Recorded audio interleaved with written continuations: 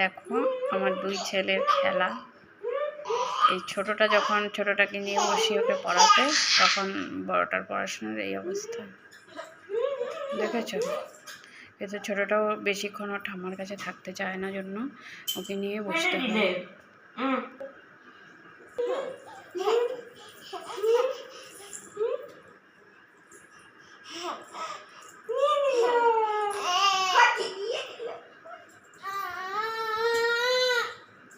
না